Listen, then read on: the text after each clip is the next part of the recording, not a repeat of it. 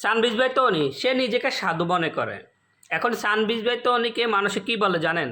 যে ধন সম্পদ দেখে বুড়ো বেড়াকে বিয়ে করছে, যাতে বুড়ো বেড়া অল্প দিনে না ফেরার দেশে চলে গেলে সে ধন সম্পদের মালিক হতে পারে সানবিজ ভাই তনি। এটা বলার কারণও আছে, কেননা বর্তমানে সানবিজ ভাই তনি সোশ্যাল মিডিয়াতে একটু বেশি ভাইরাল। আগে থেকে তো ভাইরাল, এখন একটু বেশি ভাইরাল।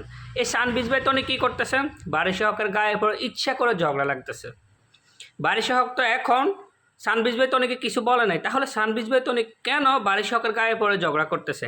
হ্যাঁ, বারিশ হক হয়তো তার পোশাক পরিচ্ছদ খারাপ, এটা আমরাও জানি, কিন্তু তাই বলে তাকে অনেকে অনেক ধরনের কথা বলতেছে। কিন্তু সানবিজ ভাই তনি সে যে ভালো এমনটা না, তার পোশাক পরিচ্ছদ খারাপ, এমনকি তার কথাবার্তাও খারাপ। সানবিজ ভাই তনি তার পোশাক পরিচ্ছদ যেমন খারাপ, তার কথাবার্তাও খারাপ। বারিশ হকের না হয় পোশাক খারাপ, ওটা বুঝলাম, কিন্তু বারিশ হক তো সানবিজ ভাই তনিকে ছোটো করে কোনো কথা বলে নাই বর্তমানে। কিন্তু সানবিজ ভাই তনি উক্তি করেই তাকে অনেকগুলো কথা শোনা দিছে। তার জামাইকে নিয়েও কেন্দ্র করে অনেকগুলো কথা বলে দিছে যে তার জামাই নাকি তবলা বাজাইতে পারে না, এটা সেটা অনেক ধরনের কথা বলছে। না, আপনি এটা পারেন না। আপনি এই যে আপনার স্টাফদের সামনে, আপনার একটা বাচ্চা আছে, দুটো বাচ্চা আছে, তাদের সামনে, স্টাফদের সামনে রেখে আপনি যে বারিশ হককে এগুলা বলছেন, এটা কিন্তু আপনার স্টাফরা কী শিখছে? আপনার পাশে থাকা যে আপনার স্টাফ যারা আছে তারা কি শিখছে? এমনকি আপনার ছেলেমেয়েরা কি শিখছে? শিখছে এটাই যে অন্যকে ছোট করে কিভাবে কথা বলতে হয়, সেটাই শিক্ষা দিচ্ছেন আপনি। অন্যকে কিভাবে ছোট করে কথা বলতে হয় সেই শিক্ষা দিচ্ছেন। মা বাবা সবসময় চায় তার সন্তানদেরকে ভালো শিক্ষায় শিক্ষিত করতে।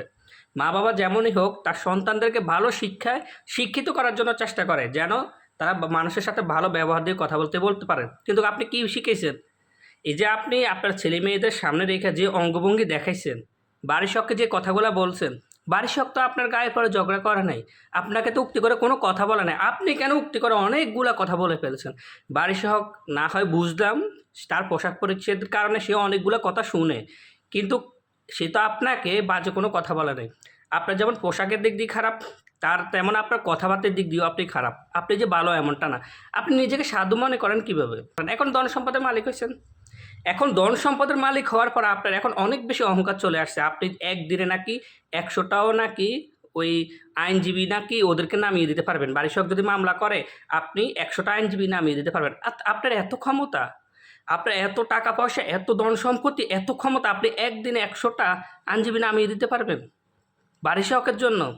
আজকে আপনি বারিশ হককে ছোট করে কথা বলছেন, কালকে যে আরেকজনকে বলবেন না এমনটা না। দিন দিন আপনার সাহস বেড়ে যাইতেছে। দেখেন সানবিজে তনি আপু, আপনাকে অনেকে ফলো করে, আপনার অনেক ভক্ত। তো এমন কোনো কাজ করবেন না যাতে আপনার কাছ থেকে আপনার ভক্তরা সরে যায়। এমন কোনো কাজ আপনি করবেন না যাতে আপনার কাছ থেকে আপনার ভক্তরা সরে যায়।